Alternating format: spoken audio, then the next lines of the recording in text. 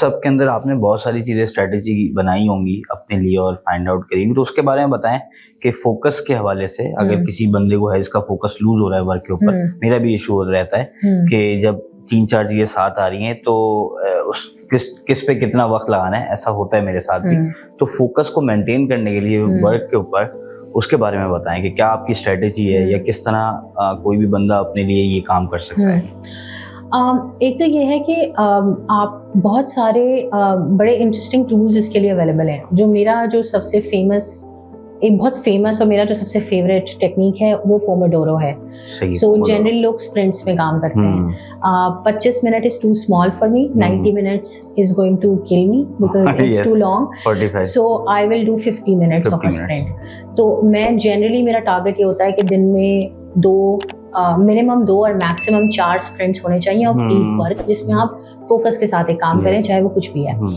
दूसरी चीज़ ये है कि आपने ये ऑप्टिमाइज करना है कि आप दिन में किस टाइम पे प्रोडक्टिव होते हैं।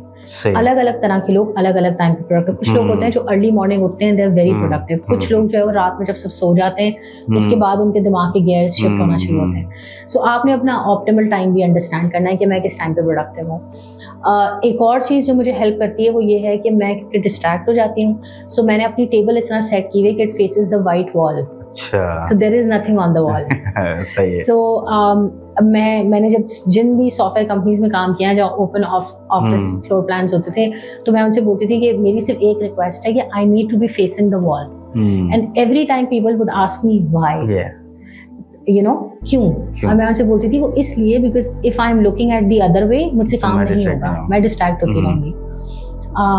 सो बहुत सारी इसके अंदर इस तरह की चीज़ें हैं।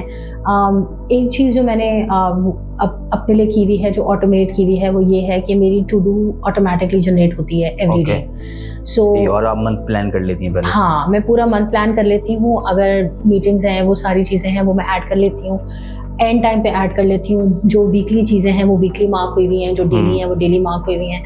Something as simple as me sorting out my emails or WhatsApp messages, and मैं हर वक्त ईमेल नहीं चेक कर सकती, हर वक्त WhatsApp मैसेज नहीं चेक कर सकती, बिकॉज अगर मैं वो करने लगी तो फिर मैं वही करती रहूँगी। सो आपको वो थोड़ा सा ना डिसिप्लिन उस मामले में अपने लिए बनाना पड़ता है। एक और चीज तो मैं एक टूल इस्तेमाल करती हूँ, वैसे तो वो प्रोजेक्ट मैनेजमेंट का टूल है, असाना उसका नाम है। So I use it for personal use. So जब when every morning that I get up I take a look at the app, और वो उसने मेरी पूरे दिन की टू डू ऑर्गेनाइज की होती है। तो मुझे बैठ के सोचने की जरूरत नहीं कि अब मुझे क्या करना है, क्योंकि सोचने का मतलब ये कि अब फिर टाइम ज़ाया होगा। सो इस तरह की बहुत छोटी छोटी चीज़ें हैं जो अपनी लाइफ में आप इम्प्लीमेंट कर सकते हैं। Another thing that really helps is अगर आप ऐसी जगह पे रहते हैं जहाँ शोर है, मैं शोर से डिस्ट्रैक्ट होती हूँ, सो नॉइज कैंसलिंग हेडफोन्स हैं, एम्बियंस म्यूजिक है बहुत सारा जो कि हेल्प कर सकता है। मेडिटेशन बहुत हेल्प करती है। मेरे केस में जब ओवरवेल्म होता है, so I would just sit down for 5 minutes and focus on breathing and then do something else. तो छोटी छोटी चीजें हैं, देयर इज यस कोई बड़ी ऐसी कोई चीज नहीं है। और ये सब चीज अवेलेबल भी है ना। अब ये होता है कि किसके लिए क्या चीज वर्कआउट कर रही है।